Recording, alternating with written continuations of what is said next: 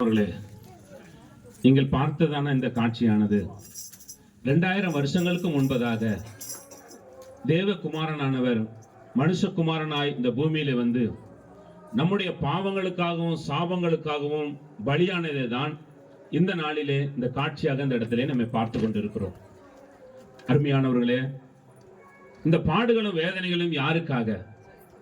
நீங்களும் நானும் பரிசுத்தமாய் வாழ வேண்டும் என்பதற்காக.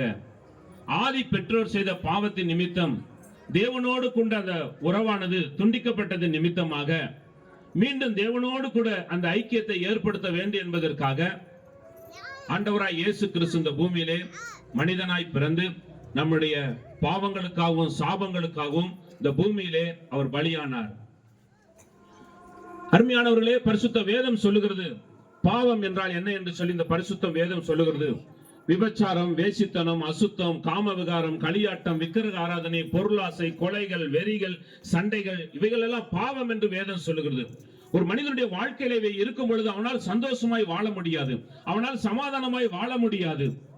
அருமையானவர்களே, இந்த இடத்துல இந்த வார்த்தையை பிரசங்கித்துக் கொண்டிருக்கிற எங்களுடைய வாழ்க்கையிலும் ஒரு நாளிலே இப்படிப்பட்ட பாவத்தோடு சாபத்தோடு கூட நாங்கள் வாழ்ந்து கொண்டிருந்தோம். என் தகப்பனார் ஒரு பெரிய குடிகாரர். என் குடும்பத்திலே நான் ஒரே பையனாய் பிறந்தாலும் ஒரு சந்தோஷத்துக்கான ஒரு வாழ்க்கை இல்லாதபடி இருந்தோம். எப்பொழுது பார்த்தாலும் குடிதான் முக்கியம் என்று சொல்லி என் தகப்பனார் குடித்துக் கொண்டே இருந்தார். சம்பாதிக்கிற எல்லா பணத்தையும் குடிக்காக செலவு பண்ணி கொண்டிருந்தார். என் தாயார் போகாத இடங்கள் கிடையாது. யார் எது சொன்னாலும் நம்பி ஓடுவார்கள். ஆனால் ஒரு சந்தோஷம் கிடையாது, குடும்பத்திலே சமாதானம் கிடையாது. எப்பொழுது பார்த்தாலும் சண்டை சச்சரவுகளோடு கூட சாப்பிடக்கூட வழி இல்லாதபடி நாங்கள் ஒரு நாள் வாழ்ந்து கொண்டிருந்தோம். அருமையானவர்களே, இப்படியாய் தெருக்களிலே நின்று ஒரு சகோதரன் சொன்னார், நீ தேடுகிற நிம்மதி, நீ நாடுகிற விடுதலை நான் சொல்லுகிற இயேசுவால தர முடியும் என்று சொல்லி. இப்பொழுது என் தாயார் சொன்னார், நான் எத்தனையோ இடங்களுக்கு போயிட்டேன், எத்தனையோ கோயில்களுக்கு போயிட்டேன், இயேசுவால மாத்திரம் எப்படி சந்தோஷத்தை தர முடியும், சமாதானத்தை தர முடியும் என்று சொல்லி இந்த பூமியிலே எந்த ஒரு எதிர்பார்ப்புகள் இல்லாதபடி தனக்கு நம்மளுடைய வாழ்வுக்காக தன்னுடைய ஜீவனையே கொடுத்தவர் அவர் மாத்திரமே என்று சொல்லி அந்த சகோதரன் சொல்லும் பொழுது அந்த வார்த்தையை நம்பி ஆண்டவராய் இயேசு கிறிஸ்துவை அறிந்தது நிமித்தம் என் தகப்பனாருக்குள்ள ஒரு மாற்றத்தை தேவன் கொண்டு வந்தார். எத்தனையோ வருடங்களாக குடிப்பழக்கத்தில் இருந்தவர் குடிகளில் இருந்து விடுதலை பெற கர்த்தர் உதவி செய்தார். குடும்பத்தில் சமாதானம் இல்லாதபடி சந்தோஷம் இல்லாதபடி வாழ்ந்து கொண்டிருந்த எங்களுடைய வாழ்க்கையிலே தேவன் ஒரு மிகப்பெரிய ஒரு சந்தோஷத்தையும் சமாதானத்தையும் தந்தார். பிள்ளையை குறித்ததான கவலை இல்ல, மனைவியை குறித்ததான கவலை இல்ல, தன் போக்கிலே வாழ்ந்து கொண்டிருந்த மனிதனுடைய வாழ்க்கையில ஒரு மாற்றத்தை தேவன் தந்தார். யாரோ ஒருவர் சொன்னதை கேட்டுக்கொண்டு இந்த இடத்துல நாங்கள் பிரசங்கிக்க வரவில்லை, எங்களுடைய வாழ்க்கையில நாங்கள் அனுபவித்ததை தான் இந்த இடத்துல நாங்கள் பிரசங்கிக்க வந்திருக்கிறோம். இது ஒரு மத மாற்றம் அல்ல, மனமாற்றத்திற்கான ஒரு வார்த்தையை சொல்லும்படியாக வந்திருக்கிறோம். பரம்பரையாய் நாங்கள் ஓடிக்கொண்டிருந்தாலும் எங்களுக்கு அப்படிப்பட்டதான ஒரு வழி தெரியாதபடி வாழ்ந்து கொண்டிருந்தோம்.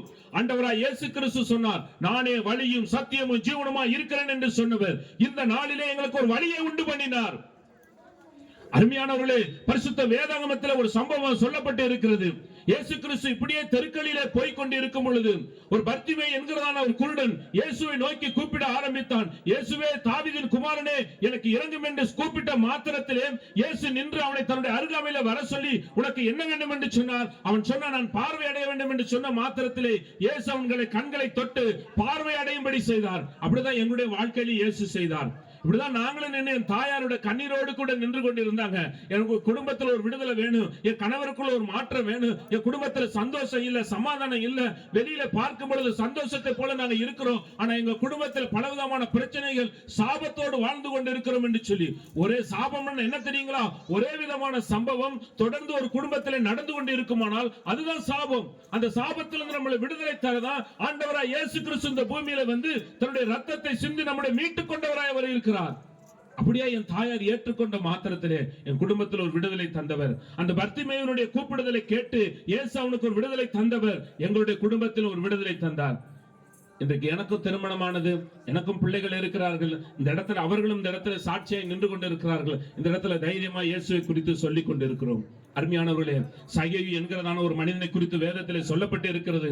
இயேசு கிறிஸ்து அந்த கிராமத்திலே வரும் பொழுது சகேயு என்கிறதான ஒரு மனிதன் இயேசு எப்படிப்பட்டவரோ என்று பார்க்கும்படி அவன் வகை தேடினான். அவன் குள்ளனாய் இருந்தபடினால அவனால போய் பார்க்க முடியவில்லை. ஆகவே இயேசு வருகிற வழியிலே ஒரு மரத்தின் மேலே ஏறி உட்கார்ந்து கொண்டு இயேசு இந்த வழியாகத்தானே வருகிறான் என்று சொல்லி எதிர்பார்த்து கொண்டிருந்தான். ஆகவே இயேசு வந்தார், அவனுடைய எண்ணங்களை அறிந்தார். அந்த மரத்தின் அருகாமையிலே போய் அவனை பார்த்து சொன்னார், சகேயுவே, நீ சீக்கிரமா இறங்கி வா, நான் உன் வீட்டிலே தங்க வேண்டும் என்று சொன்னார். அவன் சந்தோஷமாய் அவன் ஏற்றுக்கொண்டான். அவன் வீட்டிற்குள்ள ஒரு ரட்சிப்பை தேவன் கட்டளையிட்டார்.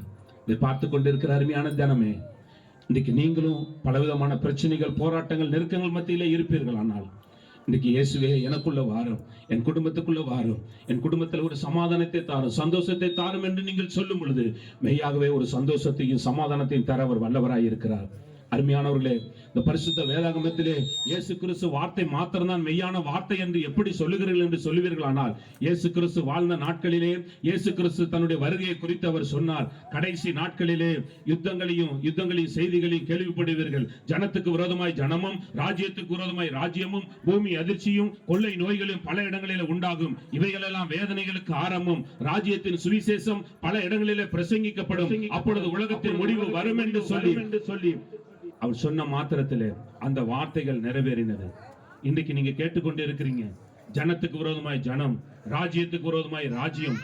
இன்னைக்கு ஈரானுக்கும் இஸ்ரேலுக்கும் அமெரிக்காவுக்கும் யுத்தம், ரஷ்யாவுக்கும் உக்ரைனுக்கும் யுத்தம், பல இடங்களிலே யுத்தம், பூமி அதிர்ச்சிகள், இந்தோனேசியாவிலே பூமி அதிர்ச்சிகள், மலைகள் உருண்டு விழுகிறது. இதையெல்லாம் ஒரு வேதனைகளுக்கு ஆரம்பம். வடநாடுகளிலே ஆறுகள் பெருக்கெடுத்து ஓடுகிறது.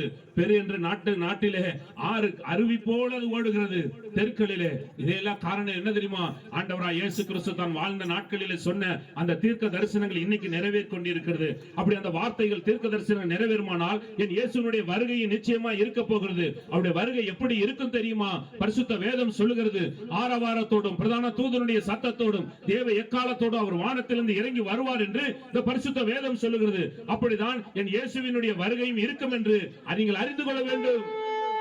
என் இயேசுவினுடைய வருகை அப்படித்தான் இருக்கும். என் இயேசுவினுடைய வருகை அப்படித்தான் இருக்கும்.